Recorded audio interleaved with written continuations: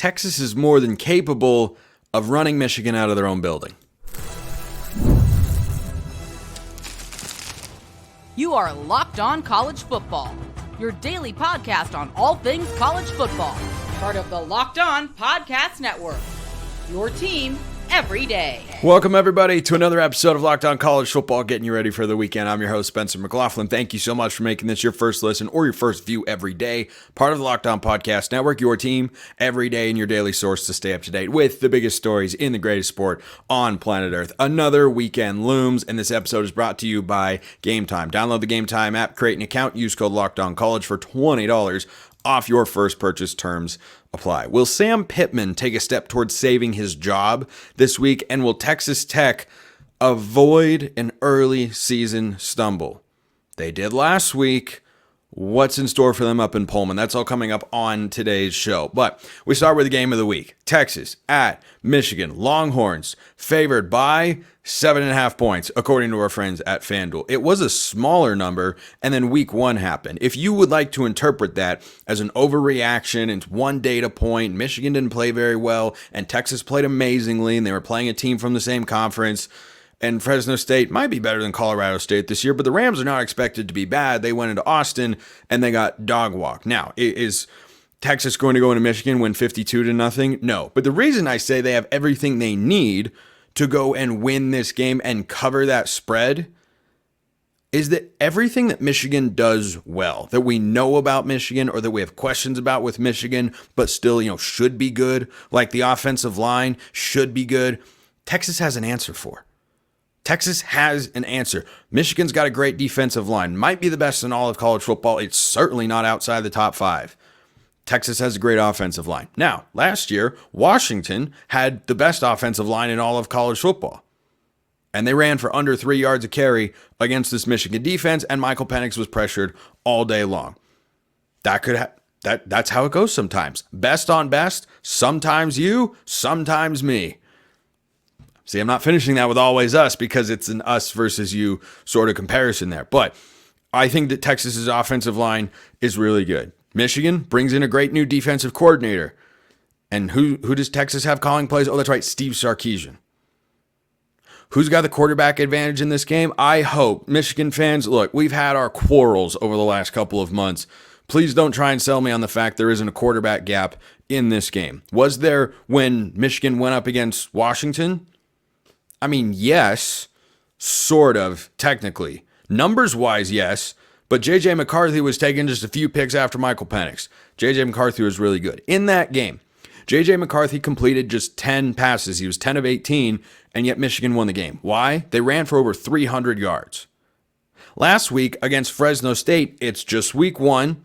It's a data point. It's not an entire season's worth of stats. Michigan ran for 4.4 yards a carry and 148 yards as a team. Donovan Edwards was held in check. That's going to have to change. Fundamentally, if Michigan is going to hang around in this game, they're going to have to be over 200 yards rushing because I have got no confidence in Davis Warren's ability to slice and dice the Texas defense. Colston Loveland is great. We know that. He might be the best tight end in all of college football. He's certainly one of them. He had 8 catches for over 80 yards and a touchdown. The next leading receiver for Michigan had 1, 2, 3 catches. 3 catches. I've got no confidence in this passing game. It's not what Sharon Moore wants to do. It's not what Davis Warren has proven himself to be capable of, and I don't think he knows who his favorite targets are outside of number 18 in the maize and blue. So I think this is going to be a really fun game, but Texas has got everything that they need. If the Texas offense gets going in this matchup, and this is why I like Texas to win the game, Michigan cannot keep up. This offense cannot keep up. Now, conversely, if the Michigan defense has just an absolutely phenomenal game and it's a slugfest, oh yeah, Texas can still win. They can do that. They have a great offensive line. I think they're able to run the ball well enough. Steve Sarkisian is very clever. If you get into 3rd and 4s, 3rd and 3s, I think he's got some great RPO concepts. that can move the sticks in critical situations. So there's only one way for Michigan to win the game. You keep it low scoring, you run the football incredibly well. Texas, I can give you several different ways. Your defense smothers Davis Warren, and they're not able to run the football with any amount of success, and Warren is just not that capable at this point in time in the season. Perhaps later in the year. I'd have more confidence in Michigan in this game if it were like week 6, 7. I just think they're going through too much transition, and Texas has got way too much certainty, way too much clarity for me to feel good about picking Michigan in this game, particularly with the Quinn Ewers, Davis Warren debacle. Now, debacle, situation, comparison, call it whatever you like. I like Quinn Ewers. I don't think he's going to win the Heisman Trophy this year, but I like Quinn Ewers. He's in his 3rd year with Texas. This is not his first go-round. Davis Warren, on the other hand, this is his first go-round with this coaching staff and his first go-round as a starter. I've been consistent, and I am sticking to my guns here. Continuity over new. It was true with Notre Dame and Texas A&M last week. It has been true in several other instances. It doesn't mean plug-and-play new starting quarterbacks can't work in certain situations. I was not impressed with Michigan's passing game last week. I don't think they're going to be able to run for 300 yards the way they did against Washington against this Texas front seven. And I think Texas can win with a ground game. Texas can win on the back of Quinn Ewers. You got to stay away from Will Johnson. Man, that guy's good. That guy is really good. If my NFL team, if my beloved Seahawks tank this year and end up picking in the top 10, I would love for them to get Will Johnson. So stay away from number 2. But you can win the game on the back of Quinn Ewers. You can win with a run game, or you can win with your defense. Michigan, they can only win with their defense and running the football just well enough. But I don't think that's going to be easy. I think Texas wins this football game. I thought that coming into the year. I feel better about it now. Colorado State is not a bad Mountain West team. They're expected to be respectable this year. Fresno State perhaps slightly better, but any way you slice it, Texas is more impressive in week 1. Now, that's the time to make observations rather than conclusions. But holistically, this Texas team is far more ready to compete. If they go into Michigan, who is a good team, I think they are an 8-9 win team this year with a very Jekyll and Hyde Big Ten schedule. They are either playing a high-profile game or they're playing someone who they're going to beat very badly. You know, they've got the Michigan game, the Ohio State game, the Oregon game, and the USC game, maybe the Washington game. Every other game, you're good. Michigan's going to win.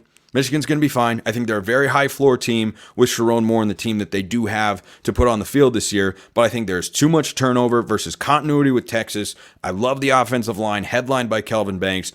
I think Texas goes into Michigan this week and proves themselves to be a national title contender. I think they go in and make a statement sort of victory. Give me the Longhorns. By double digits, 7.5 points, don't care. I will swallow it with my prediction here. Longhorns, 27. Wolverines, 13. 2 touchdown victory. That's what I've got for the Longhorns. Drop your thoughts on the game below in the YouTube comments or hit me up on X, formerly known as Twitter, at @McLaughlinCFB. We're going over the SEC/Big 12 because Arkansas is traveling to Oklahoma State this week. And Sam Pittman could be coaching for his job? That's coming up next. First, let's talk about LinkedIn Jobs. When you're hiring for your small business, you want to find quality professionals that are right for the role. That's why you have to check out LinkedIn Jobs. LinkedIn Jobs has the tools to help find the right professionals for your team faster and for free. LinkedIn is not just a job board. LinkedIn helps you hire professionals that you can't find anywhere else, even those who aren't actively searching for a new job but might be open to the perfect role in a given month.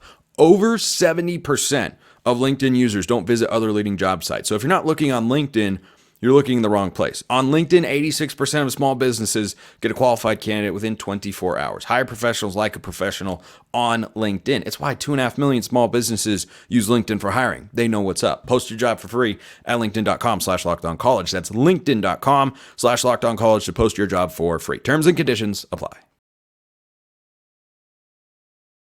Is Sam Pittman coaching for his job this week? Not specifically.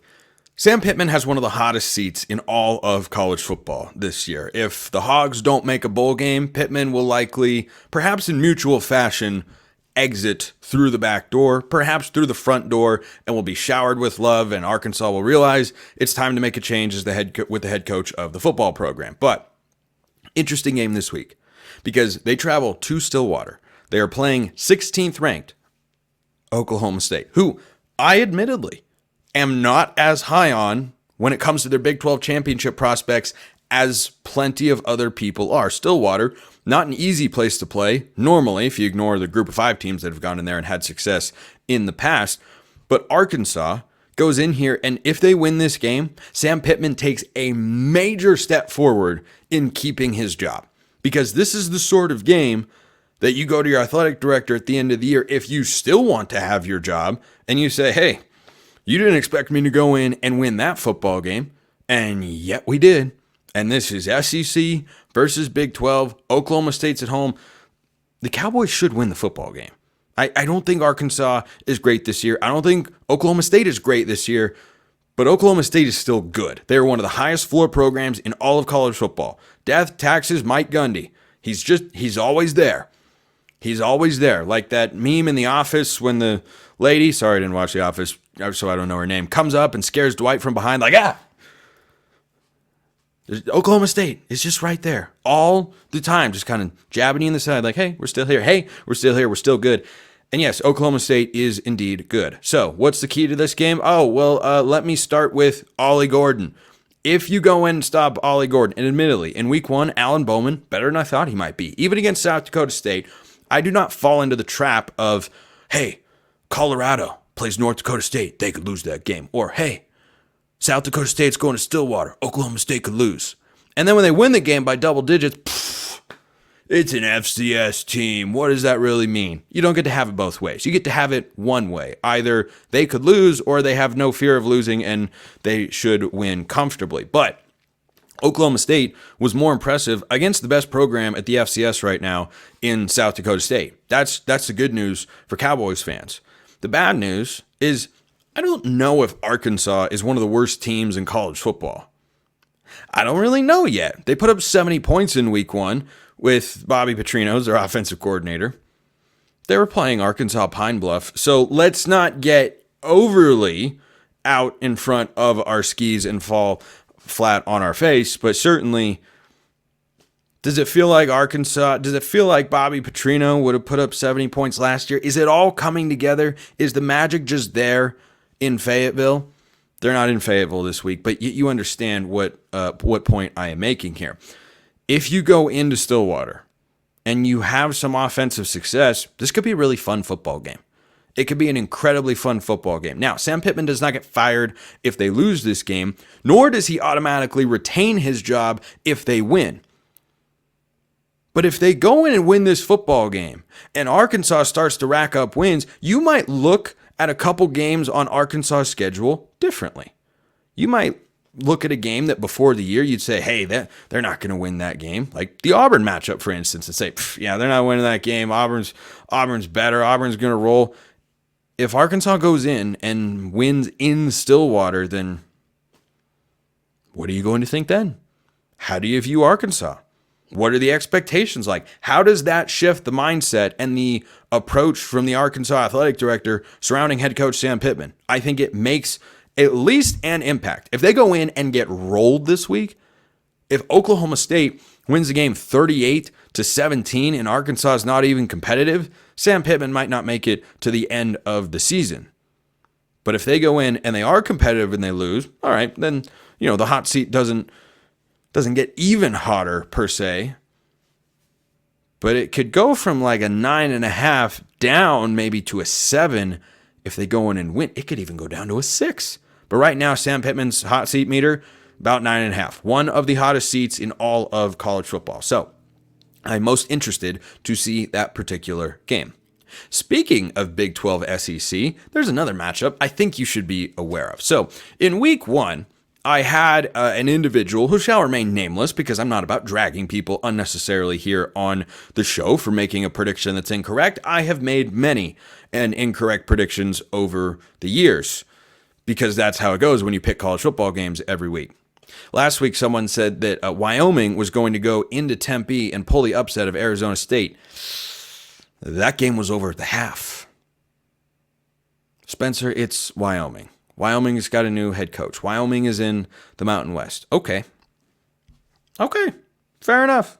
It's not a world-beating game. What was I talking about earlier in today's show? Oh, that's right. Texas blasted a middle-of-the-pack Mountain West team, Colorado State, which is what Wyoming should be this year. Texas blasted them into oblivion. So all we know about Arizona State right now is that they played one game and they got their backup quarterback into said game. This is year 2 for Kenny Dillingham. He's got Sam Levitt at the controls, who I thought was perfectly fine in week 1. Did some nice things. I don't think he's going to set the world on fire. Mississippi State is rolling into town. Tell me, off the top of your head, do you know what the betting line is for Arizona State hosting Mississippi State out of the SEC? You have an idea, most likely, of what you think it should be in your head. Because you know that when an SEC team comes to town, and Sun Devil fans can correct me if I'm wrong on this, I do not believe Arizona State has ever recorded a victory against an SEC team in their history. What do you think the line should be? Mississippi State, Jeff Lebby, year 1 on the road. What do you think it should be? SEC, lower tier Big 12. Remember, Arizona State was picked to finish last in Big 12 this year. I always thought that was a ridiculous prediction, and well, they made me look good at least for one particular week. This is Arizona State minus 5.5. Kenny Dillingham might be doing the right things down there in Tempe. Just might. He just might. They've got a G5 road game next week that they should not look ahead to because Mississippi State, they're not going to just roll over. It's still an SEC roster, even if it's a lower tier SEC roster. Go ask Virginia Tech what the bottom of the SEC is capable of delivering. But Arizona State at home, year 2 for that staff. Brian Ward, the defensive coordinator, I think is one of the most underrated coordinators in all of college football. He came from Washington State, where he's on staff with Jake Dickert, whose game I'm going to talk about later in today's show. I like Arizona State in this spot. I liked him before the year. I think the Sun Devils are going to enter Big 12 play at 3-0. From there, it's going to get much more difficult. But this game is an opportunity for Kenny Dillingham to activate the Valley, dare I say, because the expectations are not very high. And they went 3-9 last year. It's back-to-back 3-9 seasons for this program. Arizona State could have that many wins before they play a single conference game this year. That would be an accomplishment in and of itself. But he would put the city on notice. He would put the Big 12 on notice if he goes out and wins this football game. I think he's going to. Arizona State's favored by 5.5. I think they win. I think they covered that number as well. Sun Devils 27, Bulldogs 20. Final answer, Regis Philbin. I hope some people out there understand that reference because that is one of the OG great game shows. Nothing beats Jeopardy, of course, but Arizona State, watch for that defense, see how the offense performs against the Bulldogs. This is kind of a prove it time. I know it's not a top tier SEC team, but if Arizona State goes out and wins that game, Big 12 might want to poke their heads out like a gopher in Caddyshack. And, well, maybe not if the Dynamite's coming around, of course, but they might want to poke their heads out and go, what's Arizona State doing? Do we need to worry? Is that a problem? Maybe, just maybe. Still another game to get to. Speaking of the Big 12, a lot of good games in the Big 12 this week. Texas Tech is playing Washington State. Now, how that game came about is a story in and of itself. But what's going to happen in this game, well, let's just say it's a big one with rather significant implications. Who's got more on the line, Washington State or Texas Tech? That's coming up next.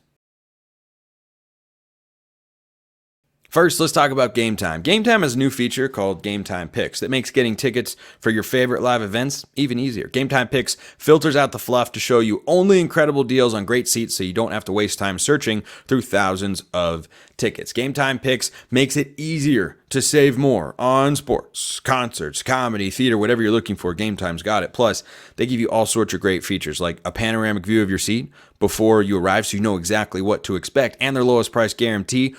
If that doesn't hold up to be the case, the lowest price guarantee, Game Time will credit you 110% of the difference. Take the guesswork out of buying tickets with Game Time. Download the Game Time app, create an account, use code LOCKEDONCollege for $20 off your first purchase. Terms apply. Again, create an account, redeem code LOCKEDONCOLLEGE for $20 off. Locked On College, all one word, that is the code. Download Game Time today. What time is it? It is game time.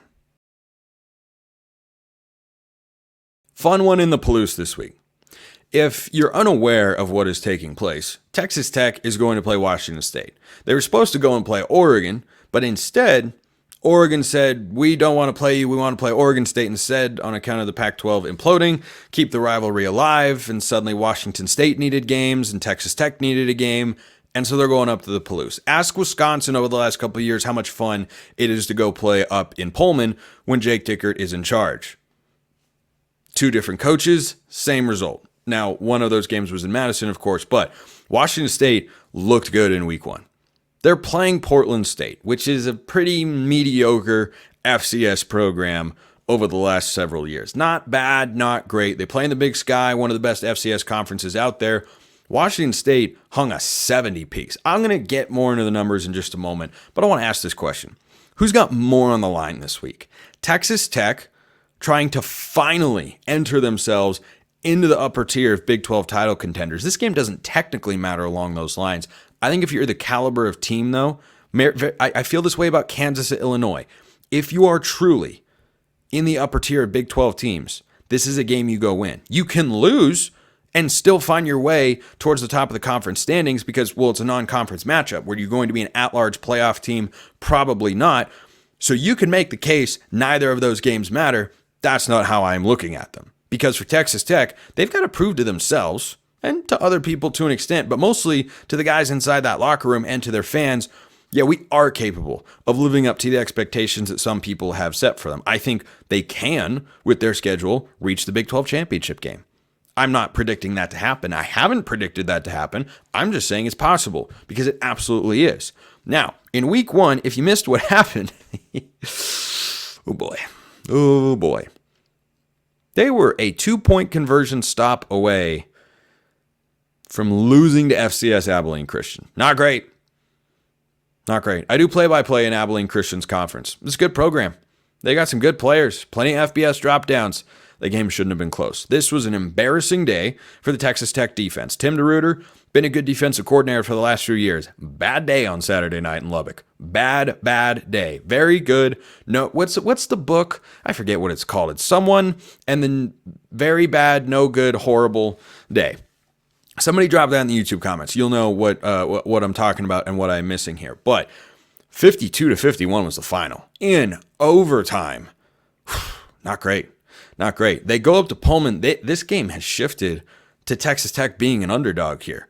I think they're going to win the game outright. I like Texas Tech. Do I love them? Not after week 1. But your season isn't defined in week 1. It's chapter 1. But you might not like the first episode in a season of your favorite TV show. That doesn't mean it isn't going to end very well. You still like the TV show. I still like Texas Tech's team. I thought Baron Morton looked good in week 1. 30-42, 378, 5 touchdowns. When you're going up against an FCS team, that's about what your stat line should look like. The problem was on the other side of the ball. And Tim DeRuyter, veteran DC, I think he'll be able to make some adjustments in there. And here's where my confidence in Texas Tech in this game comes into play. The step up in competition is going to be drastically greater for Washington State than it is for Texas Tech. The gap between Abilene Christian and Washington State is sizable. It is not as large as the gap between Portland State and Texas Tech. And the numbers back that up. The guys that are on Abilene Christian's roster, that's data point number 1. But number 2 is when you look at what Washington State did last week, they didn't have to sustain drives. They just threw it down the field. Now, that's what Abilene Christian did a week ago. I feel like Texas Tech is going to be able to bounce back. John Mateer won the starting quarterback job in fall camp. It was a competitive battle, but he comes out and he's the starter, and he rewards Jake Dickert and the offensive staff's faith in him. 11 of 17 for 352 yards and 5 touchdowns. Let me say that again, but slowly. 11 for 17 for 352 yards and 5 touchdowns. 1 out of every 2 passes that Mateer threw was a touchdown. Not quite, but 5 out of 11. That's 45%. You're not going to accomplish that. Even if Texas Tech's defense is not good, you're not going to put up those sorts of numbers. It is going to be significantly tougher to move the ball against the Red Raiders. This could be such an entertaining game. Washington State, their defense played better than giving up 30 points to Portland State would indicate, but is that the sort of dominant defensive outing we've come to expect from Jake Dickert-led teams? No, absolutely not. And so I think both defenses have the ability to give up points, and both offenses can score. You got a couple quarterbacks that can sling it. They can push the ball down the field. We saw that with Mateer. He's got Kyle Williams. He's got the Oregon transfer Chris Hudson. They were both over 100 yards receiving in the first game. Interesting little tidbit here. Josh Kelly, wide receiver for Texas Tech, was heavily involved last week and is one of Baron Morton's favorite targets. I thought he might be coming into the year, and he is, oh, that's right, a Washington State transfer. So he's going to be familiar with the field. I imagine Washington State didn't have a huge crowd for Portland State week 1. I imagine they will show up, come close to selling out the field up there in Pullman and giving Texas Tech a rowdy environment. It's going to be a really entertaining football game. I think Washington State has far more to gain than Texas Tech because Texas Tech has a conference title race. Washington State does not. If you want to talk about, it's a long shot, but if you want to talk about making the college football playoff, Washington State has to win this game. But perhaps more importantly, when you go outside of the world of football and you think about conference affiliation, Washington State and Oregon State are both trying to garner respect. And if you beat Texas Tech, if you beat a Power 4 team for a 3rd year in a row in the non-conference slate, that says something. It already says something. They beat Wisconsin twice, once on the road, once at home. But if you then beat Texas Tech, who are expected to be towards the top, at the very least out of the middle of the Big 12 conference this year, that's saying something. That's saying something. And remember, the Pac-12 canceled their scheduling alliance with the Mountain West for 2025, and they're going to figure out what the rest of their schedule will be. Oregon State, Washington State both have about half their schedules filled, half or not quite half. I imagine they're going to be looking for Power 4 games. And you gain more credibility in the college football world if you add wins like this. So, getting to the game itself. Taj Brooks is questionable. He had 157 rushing yards. No surprise for Texas Tech. I'll feel a lot better if he plays. Admittedly. Last game that I felt this way, Minnesota. They kind of needed their lead running back. He didn't play. They lost to North Carolina at home, though they had a field goal for the win that went just wide. Baron Morton was very good in week 1. I think he can have another strong week against Pullman in week 2. I like the weapons he has. Thought the offensive line did well enough against Abilene Christian. We'll see how it holds up against Washington State. But they allowed 615 yards on defense. Yikes. Yikes, yikes, yikes. That's not going to cut it. But if you cut that down by 200 yards, Texas Tech could win the football game. Here's where I have questions about Washington State. Over the last couple of years, they have struggled mightily to develop a run game. It has been one of their downfalls, one of their biggest downfalls offensively. Well, against Portland State, it was all fine and dandy. Over 8 yards a carry, over 220 yards on the ground. You had 2 receivers over 100 yards on 4 receptions each. Mateer, 11 passes, 5 touchdowns, 352 yards. You're not going to do that against Texas Tech here. I know their defense wasn't great. I'm not saying you can't put up points, but the drives have to be sustained. It is going to look and feel different. So I like Texas Tech to go in and win a really entertaining and exciting football game. If Washington State wins, kudos to the Cougs, and they could have a heck of a season in store.